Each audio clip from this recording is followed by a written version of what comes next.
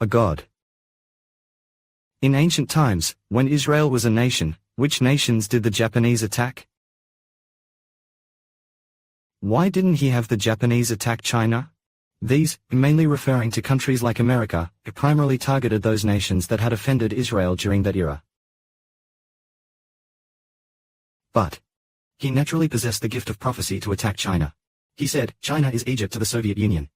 Its right hand is Moscow, the capital of the Soviet Union. He also prophesied attacks against Russia.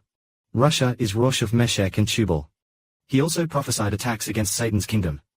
That is, the kingdom of Babylon the Great. Now let us consider. At this time, in Ezekiel, the Father prophesied against Sidon. Let's read it. The word of the Lord came to me. Set your face toward Sidon, and prophesy against it. Therefore say, Thus says the Sovereign Lord. Sidon, I am against you. I will set myself against you. I will gain glory within you. And I will execute judgment upon you. And when I show myself holy through you, the nations will know that I am the Lord. I will send a plague upon Sidon, and blood will flow in its streets. Sword will strike it, and the slain will fall in its midst. Then they will know that I am the Lord. For all who hate the house of Israel have become painful thorns to them. A thorn causing people's pain. Then they will know that I am the Lord. So why does God attack Sidon here? There is a verse here that says, For all who hate the house of Israel, meaning all who hate the nation of Israel, God brings judgment upon them. This refers to the surrounding nations of Israel. All neighboring nations historically connected to Israel but hostile toward it are subject to God's judgment. Thus says the Sovereign Lord.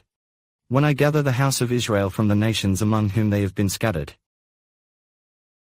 I will manifest my holiness through them, in the sight of the nations. They will dwell securely in their own land, the land I gave to my servant Jacob. They will dwell securely, build houses, and plant vineyards. After I execute judgment on all the nations that despise them, they will live securely again. Then they will know that I am the Lord their God. Thus, God will judge all nations and peoples. Although God speaks this way here, even though he intends to judge all nations and peoples hostile to the descendants of Ephraim, he says, the house of Israel will dwell in their own land. The land I gave to my servant Jacob. This land does not refer to the current earth, but to the new earth to come. God will give this new earth to the new covenant Jacob, to the descendants of Ephraim. All the people of Israel will dwell in this new earth. At that time, they will build houses, and dwell securely, plant vineyards. And after God judges all who hate the nation of Israel, they will dwell securely.